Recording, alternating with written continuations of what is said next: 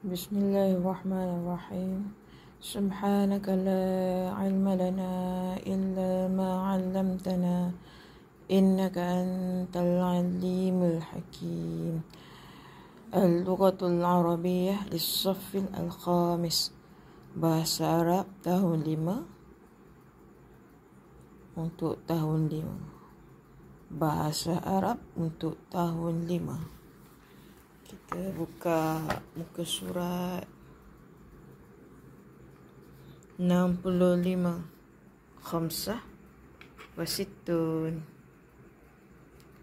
Khamsah wasittun. 65. Astami'u, saya mendengar. Summa, kemudian.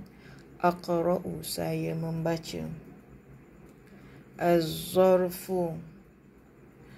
Az-zarfu ni dalam bahasa Arab bermakna merujuk kepada kata keterangan, baik keterangan waktu ataupun keterangan tempat, ataupun ia adalah kata yang menjelaskan waktu atau terjadinya sesuatu perbuatan itu atau keadaan. Kata keterangannya. Kita baca. Yatiru at-ta'iru fawqa syajarati. Sedang berterbangan at-ta'iru, burung itu, fawqa, di atas, syajarati, pokok. Fawqa ni zaraf, dia kata keterangan. Kata keterangan pada waktu. Bukan waktu, tempat. Fawqa, tempat. Di atas. Kalau zaraf ni dia letak warna merah. Tulisan warna merah tu zaraf lah tu. Ni dia zaraf. Amam, di hadapan. Khalfa, di belakang. Fawqa, di atas. Tahta, di bawah. Kita tengok contoh yang lainnya. Yaqumu al-filu khalfa syajarati. Tulis makna ya. Yaqumu, sedang bangun. Al-filu, gajah itu. Khalfa, di belakang. Asyajarati, pokok itu. Ya. Contoh yang lain. Yanamu an-namiru tahta syajarah. Yanamu, sedang tidur.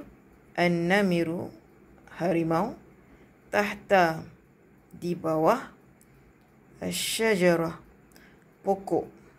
Pokok itu. Pokok tersebut. Ini tahta. Zaraf az-zaman. Zaraf, kata keterangan masa.